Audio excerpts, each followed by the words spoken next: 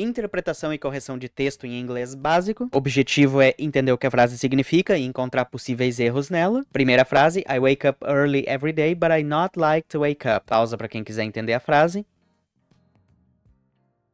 Para quem já entendeu, eu acordo cedo todos os dias, mas eu não gosto de acordar. Agora, a gente acha os erros, se tiver algum.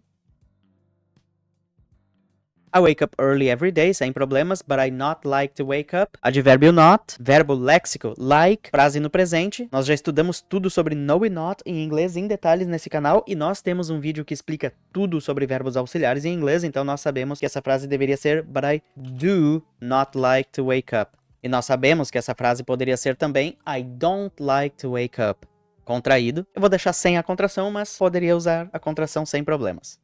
I wake up early every day, but I do not like, or I don't like, to wake up. I take breakfast at 7 and after I brush my teeth. Pausa para quem quiser entender a frase. E para quem já entendeu, eu tomo café às 7 e depois eu escovo os meus dentes. Agora a gente procura erros, se tiver algum. Embora essas duas frases juntas façam todo o sentido do mundo, take não é o verbo que a gente costuma usar have. I have breakfast. Eu tomo café da manhã, só que tem um problema, essa palavra breakfast, ela não tem nada de café em inglês. Ela é feita da palavra break, que significa quebra, e fast, que todo mundo aprende como rápido, rápida, rápidos ou rápidas, mas ela também significa em inglês jejum. Então, breakfast é, na verdade, quebra de jejum. É um quebra-jejum. Então, qualquer alimento que quebre jejum é coisa que a gente pode comer ou beber. Have engloba esse sentido de consumir comida ou bebida. A gente pode dizer também eat breakfast. Especialmente se a gente quer deixar claro que a gente comeu coisas de manhã. Inclusive, uma estudante, uma vez num curso de inglês onde eu dava aula, ela trouxe uma prova do colégio particular dela, onde a professora tinha dado errado quando ela colocou it. Por coincidência, nós tínhamos durante a aula um amigo meu dos Estados Unidos que estava numa videochamada comigo, ele se prontificou para assistir a aula junto, e eu acabei perguntando para ele isso aqui, ele comentou exatamente o que eu vou dizer agora, né? Breakfast é alguma coisa de comer, então faz todo sentido do mundo dizer I eat breakfast. Não é obrigatório dizer só I have breakfast. Então o erro na prova foi injusto e nós explicamos lá em aula que it faz todo sentido. E eu repito aqui no vídeo de hoje. Então, I have breakfast, eu vou deixar have porque é mais democrático, pode ser que a pessoa tenha bebido coisas que quebraram o jejum dela, não tenha comido nada. Então, I have breakfast at 7 and after I brush my teeth. O erro é esse after sozinho. Ou a gente diz algo como after that, ou a gente usa afterwards, que significa o nosso depois nesse mesmo contexto. E por fim, a gente pode dizer simplesmente then. And then I brush my teeth. And afterwards I brush my teeth. And after that I brush my teeth. Como qualquer uma dessas três está correta, eu vou ficar com a versão mais curta, mas podia ser as outras duas de cima. I have breakfast at 7 and then I brush my teeth. Then teria a tradução literal nossa de então, mas a gente pode entender como depois, é uma sequência de eventos. I go to work by bus, but sometimes I go walking when the weather is good. Pausa para quem precisar entender a frase. Eu vou para o trabalho de ônibus, mas às vezes vou a pé quando o tempo está bom. Agora a ideia é achar algum erro. Só tem um pequeno detalhe aqui. Esse vou andando, vou caminhando literal em inglês não tá errado. A gente pode falar assim, não tem grandes problemas, mas o inglês simplifica isso aqui. Em vez de dizer literalmente eu vou caminhando, a mesmíssima ideia de eu vou caminhando, eu vou andando pro trabalho é simplesmente I walk. Eu caminho, eu ando, ou eu vou andando, vou caminhando. O mesmo contexto do português cabe simplesmente no verbo walk. I walk when the weather is good. Então, embora não tivesse errado, eu vou usar essa versão que é mais simples, mais comum em inglês. I go to work by bus, but sometimes I walk when the weather is good. I work in an office near the center of the city. Pausa para quem quiser entender a frase. Eu trabalho em um escritório perto do centro da cidade. Agora, algum erro? O erro gritante aqui é I work in a office. Quando a gente tem o som de uma vogal nessa palavra, o artigo indefinido um ou uma em inglês precisa de um N. I work in an office near the center of the city. E para quem, assim como eu, aprendeu que an vem antes de vogal e a vem antes de consoante, isso é meia verdade. O que a gente tem que fazer é... O que acontece realmente é que an vem antes de som de vogal e a vem antes de som de consoante. O que a gente não aprendeu no colégio, nem em curso, geralmente, é que semivogal também força a gente a usar a e não an. Um guarda-chuva, por exemplo, é an umbrella em inglês, porque o som de U em umbrella é a, então o som é de vogal.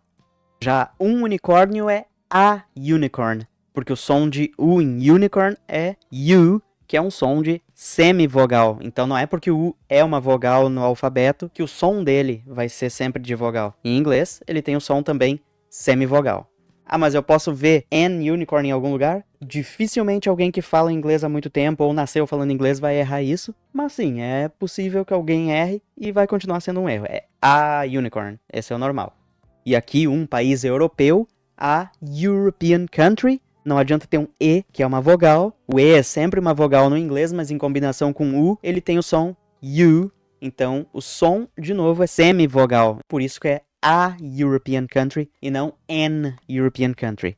E embora esse canal tenha um vídeo completíssimo sobre tudo isso, esse aqui é o jeito que se usa a ou an no inglês. Por isso, I work in an office, porque o O tem som de vogal. Pra quem achou que tá errado também, center of the city, não tá certo. O que a gente pode fazer aqui é tirar o of the e criar uma coisa chamada inversão em inglês, onde o city vira adjetivo de center. Que tipo de centro? Um centro de uma cidade. Então, city vem antes de center e vira adjetivo de center, fica city center. Isso aqui é extremamente comum em inglês, então essa frase estaria pronta. I work in an office near the city center. Mas pode deixar near the center of the city. É centro da cidade, literalmente, tá corretíssimo. E pra quem já ouviu falar em downtown, deve ter ouvido falar também em midtown e uptown.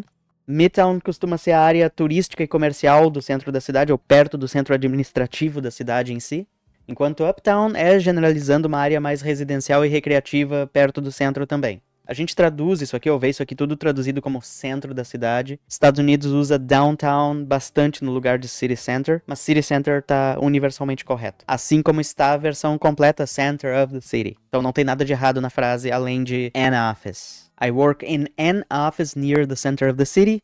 Ou I work in an office near the city center. I work in an office near downtown. Depois de near seria downtown. Mas não precisa, então a frase está completa. In the night, I watch TV and talk with my friends on WhatsApp. Pausa para quem quiser entender a frase.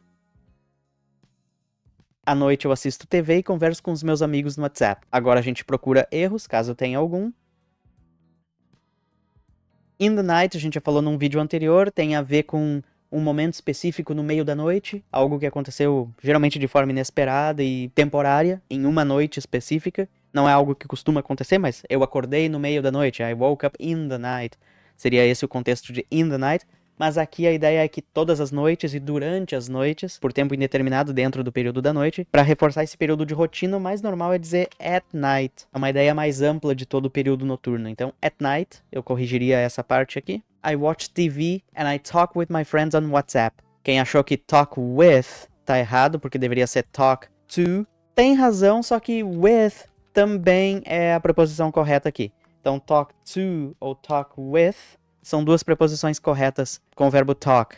Talk to e talk with, aqui na prática acaba dando na mesma, então eu vou deixar assim, talk to ou talk with. No texto, como já estava with, eu poderia ignorar o to, mas eu vou deixar ele aqui para fins didáticos mesmo. A coisa que eu vou falar aqui é uma questãozinha cultural mesmo, nada de erro, que é o WhatsApp. Estados Unidos, Canadá, eles costumam não usar tanto o WhatsApp como nós usamos aqui. Então aplicativos, softwares como iMessage, o Snapchat, o Instagram Direct, o Facebook Manager, o próprio Discord, o Google Messages, que pode ser bem comum no Canadá também. Esses são bem mais comuns para as pessoas conversarem no dia a dia do que o WhatsApp, Estados Unidos, por exemplo. Então, iMessage, Snapchat é super famoso, e o Instagram Direct também são... Esses aqui dá para dizer que são o trio bem usado em regiões como Estados Unidos, muito mais do que o WhatsApp. Não que o WhatsApp não seja, mas países de língua inglesa costumam usar mais esses outros. Então, em resumo, a única coisa que eu realmente mudei, porque isso mudaria um pouco o tempo em que a ação acontece. Como eu tô falando de rotina, at night é mais apropriado, faz mais sentido. Então, at night I watch TV and I talk to or with my friends on WhatsApp. Se essa pessoa usa WhatsApp, não tem por que mudar. As mudanças, então, foram todas explicadas, justificadas, exemplos foram dados. Para quem perdeu o primeiro vídeo dessa série aqui de correção de textos em inglês, aqui tá ele. O segundo vídeo dessa série tá aqui. E o terceiro vídeo para quem quiser aprofundar a diferença de a ou an, o artigo indefinido um ou uma em inglês, quando usar o an ou não, embora esse vídeo aqui tenha acabado de explicar. Esse é o vídeo que explica em detalhes e já foi feito há anos aqui no canal. E com esses 3 vídeos para praticar, See you next time.